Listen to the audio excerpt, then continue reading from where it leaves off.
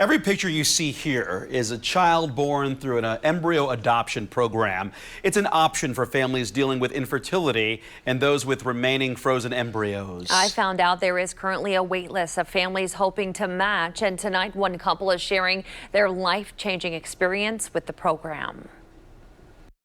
Jeff and Jessica Miller got married in 2015. We wanted to have a child, but we struggled to conceive. After more than 6 years of trying to get pregnant, the couple joined adoption wait lists. But we were waiting. A lot of families were waiting. Actually, it was during COVID. So the Millers decided to explore other options and learned about Snowflakes, a program through Nightlight Christian Adoptions. And that's when we learned that there was actually a waiting list, a reverse waiting list.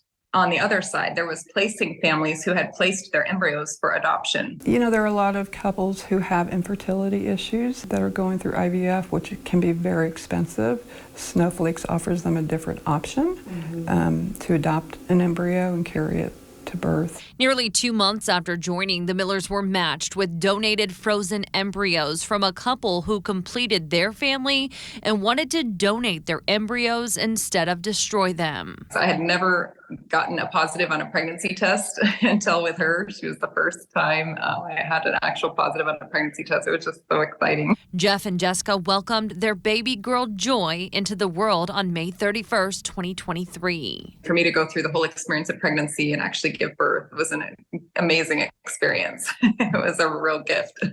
Was there a point that you didn't think that that was possible? Absolutely. Yeah, that's why we were looking to adopt. I had pretty much given up hope. Nightlight Christian Adoptions provides adoption services in 10 different states.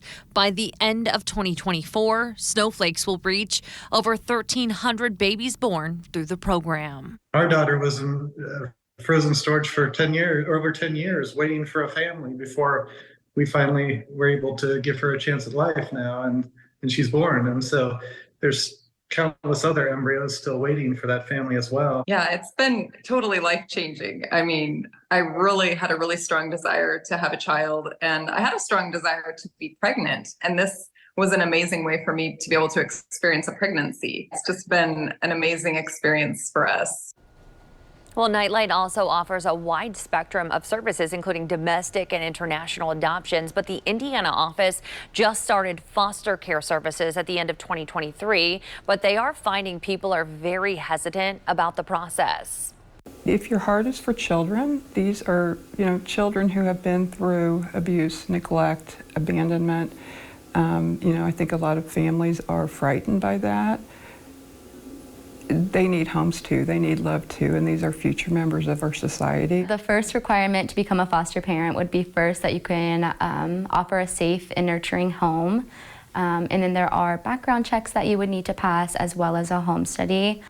Well, the agency walks with families throughout the entire process of becoming a foster parent. They say currently there are not enough homes for the nearly 13,000 kids in Indiana in the foster care system. So to connect with Nightlight Christian Adoptions, we'll post info in this story on our website, WRTV.com.